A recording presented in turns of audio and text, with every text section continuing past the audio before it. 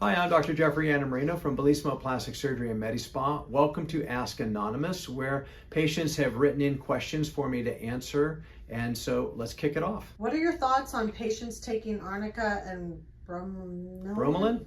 After a surgical procedure? Is it worth it? I have read mixed reviews on whether it helps decrease bruising and swelling.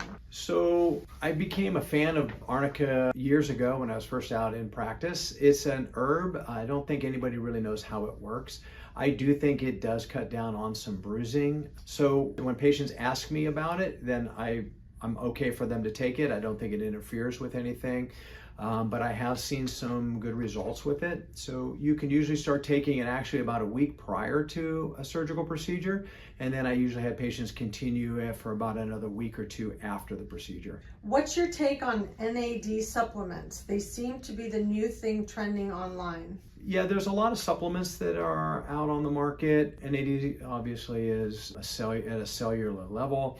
I don't know that there's enough research that it would make me want to incorporate that into my practice. I think you just have to be careful with the supplements that you can buy online because I don't think there's a lot of science behind it. And the way that you're taking it, I mean, if it's in a pill form, does it really reach levels that is being effective inside your body? So I would just warn you a little bit of caution. I don't use them. I'm not sure that they would be beneficial.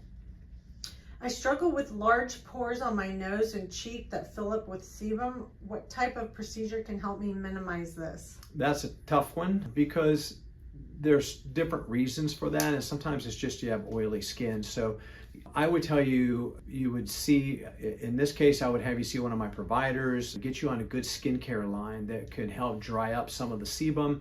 We have different lasers that can help with that. Microneedling radiofrequency. Our Helix laser is really good at shrinking down the pores. But again, it would have to be constant treatment with a good skincare line. Along those same lines, are there facial treatments that help reduce hormonal acne around the mouth and jawline? Yeah, again, when it's hormonal, it's a little bit harder, but again, a good skincare line that can help reduce some bacteria, reduce the oils. We also have an Aerolase laser, which is a YAG-based laser that we find works very well with active acne. How long after medication-assisted weight loss should you wait to get a tummy tuck? I'm afraid of what will happen if I gain the weight back.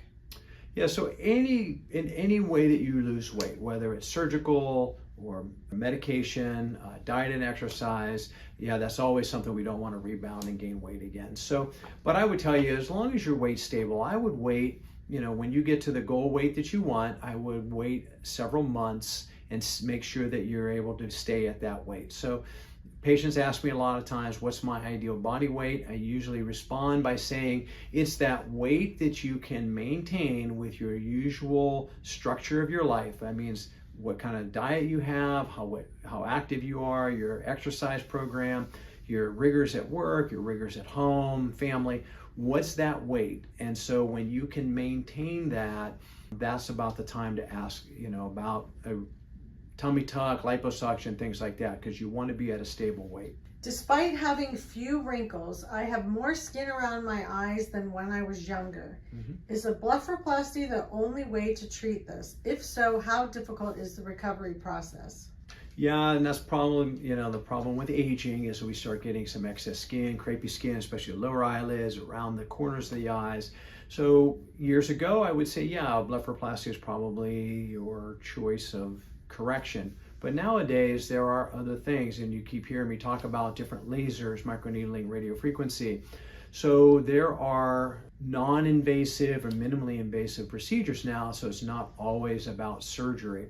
Blepharoplasties are good procedures, they're scarring, they have their risks, but sometimes if you have some crepey skin under the eyelids or some fullness of the lower eyelids, sometimes microneedling and radiofrequency combined with a Helix treatment, again, which is the CO2 laser and the 1570 nanometer laser combined into one, can help shrink wrap that skin, tighten up that crepey skin on the lower eyelid, treat that herniated fat without having to go to surgery. I'm interested in laser hair removal, but have heard it isn't permanent. My facial hair above my lip is fine and blonde.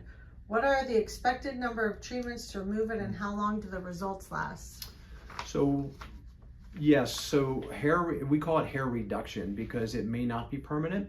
So hair, when you're growing hair anywhere on your body, it grows in cycles. And so when you use a laser, you're trying to hit the hair in its active growth phase. And so the heat of the laser will actually travel down the shaft of the hair and kill the follicle. So you can get really good reduction. We have a Modus laser, which is phenomenal. It's an Alexandrite laser, excuse my stuttering here, but it's a phenomenal laser. It's the only one on the market that's painless, and it really works well. It usually takes 5 or 6 treatments, about 6 weeks apart, because that's the cycle of hair growth. I would tell you that any laser works better on darker hair. So if you have fine hair that's, blonde or grayish, it's not going to work very well. So in this case, I would tell you there's not really any laser treatment that's going to be effective for you, unfortunately. I have faded microblading on my eyebrows. I have heard people go to tattoo removal laser centers to have it removed. Is that safe? I think it would be safe. We don't do that here. We do have one of our satellite offices that does microblading and also the removal of the microblading tattooing. So if you want to call the office, we can refer you over to Candace. When can I hold my small child after a breast augmentation? That's a common question. So I have a lot of young ladies that undergo a breast augmentation. What I usually tell them is you just have to be careful as long as you're lifting your child, with your body and not, out here so much. The biggest thing that I warn them against is the carriers, the car seats, because you're kind of extending your arms, you're putting some strain here on your chest. So you just need to be very careful with that. So I would tell you, if you have somebody that could help you, for the first 4 or 5 days, for toddlers and infants in car seats, that would be helpful. But I don't really restrict women from being moms after breast augmentation. How long do I have to wear compression garments after liposuction? That's a great question, and it varies depending upon the patient. It depends on how much liposuction was needed, the area that was contoured. So usually I have patients wearing compression garments for a minimum of 3 to 4 weeks. After liposuction, most patients are getting back to exercising in 2 weeks, and I really want them to have the compression on while they're exercising. So really when you get out to that 3rd and 4th week, then I usually tell patients, you wear it for your comfort. And if it feels like it feels better with the compression on, then continue to wear it. You cannot wear it too long. So I think patients are worried that if they wear it too long or not enough, they're not going to get the same result. It really just depends on your body. Some patients, if we're just doing some small areas, like say the saddlebags of the legs, it might be between 2 and 3 weeks and the patient doesn't need it anymore. So once you get out around that 3rd week, I usually let you kind of decide what's best for you and try it out. You're not going to damage anything. Try sleeping without it, or at times when you're sitting at night, you can just take it off and see how it feels. Your body will let you know if you're going to feel better with the compression. So as long as wearing the compression feels better, then continue to wear it. Well, I hope I answer all of your questions, and if you have any questions for the next segment, just feel free to email us, go on our social media page, and we'll be happy to answer them in our next segment.